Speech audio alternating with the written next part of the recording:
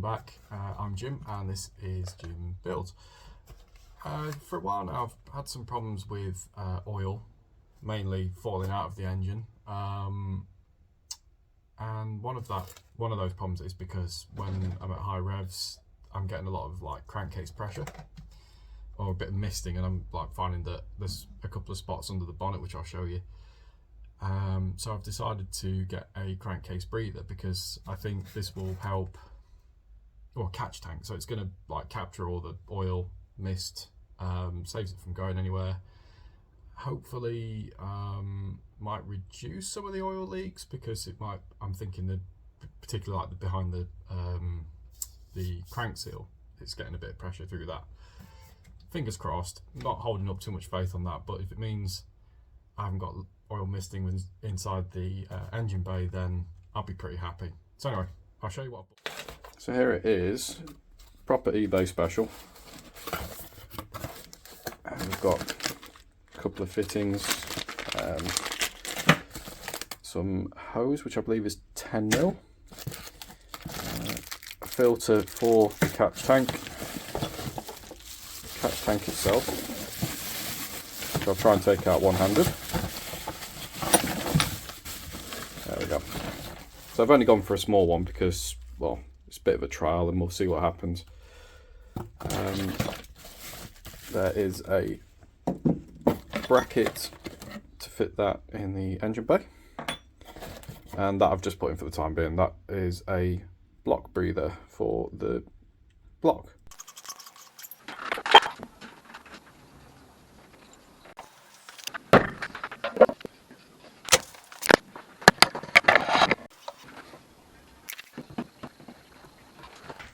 I've made a few changes because I made a massive mistake. So this is the inlet side, that's the outlet, and what I had was both of these going to treating them as an inlet, and what that did was that this tank became pressurized, blew oil out of this filter here, well, where the filter should have been. I'll show you a picture of that. So that was a complete disaster. So what I've done is put this T-piece in. This is just a plastic that is oil resistant, fairly heat resistant considering. So it goes from down here, from the block, the head tees into it, goes into the inlet, come out of the outlet, and to the inlet manifold, which is a bit like how it is on modern cars. Now, I have done about 360 miles since I've done this, and looking at the dipstick, it is looking fairly full, which is a tad concerning. So what has happened?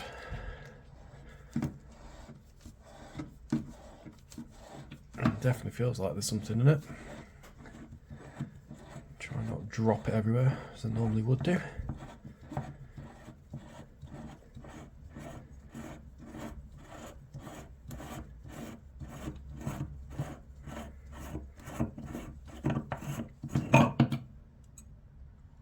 Oh, that is full.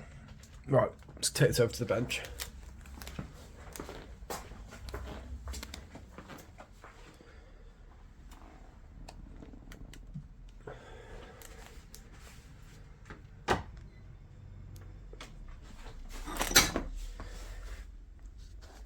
Yep, so that is full. That shouldn't be full, it should have a tiny bit in it. So I've been doing a bit of research, and it looks like that the petrol fuel pump blanking plate that I've put in needs a baffle. Now I've taken a picture of the one off Burton's website. Since I've got one here and a bit of steel, what I'm going to do is just weld a piece on, copy that baffle. That should stop oil being blown up into the crankcase breather. Because I think when I had the factory one, because the inlet and the outlet are offset, so it went up into that area and back, what that would do was stop any oil from coming out, or a lot of the oil coming out, so it would have drained back in. Now I'll try this first with a fuel pump bracket. I'm going to try and find that filter because I'll put it somewhere safe. So what I might do is see if the hose will fit onto that instead, and use the block breather and just tweak the hose slightly. Back in a second, see what I can do. Right, fortunately I've got stump block here, which is something I'm going to start talking about in the future, mainly because of that. Anyway, so I've welded this on. Yeah, it's not my best welding, but it's definitely held it in place. I've put some extra tacks on just because I would want to make sure it doesn't fall off. So if I line that up, now this is the breather hole.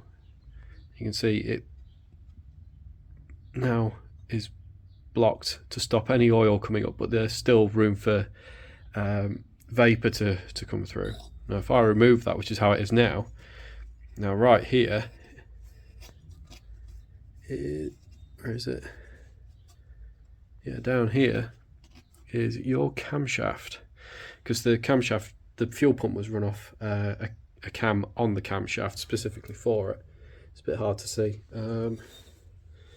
but yeah, so your camshaft's here, runs all the way along, and there is a piece there that would have gone in. I'm going to try and find a camshaft, see if we can throw it in and explain that better. Right, found a camshaft. Now I'm going to look for a torch. Oh, bloody hell.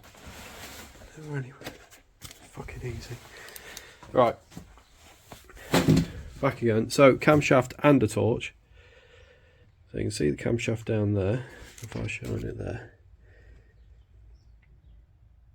So that would be spinning fairly quickly. The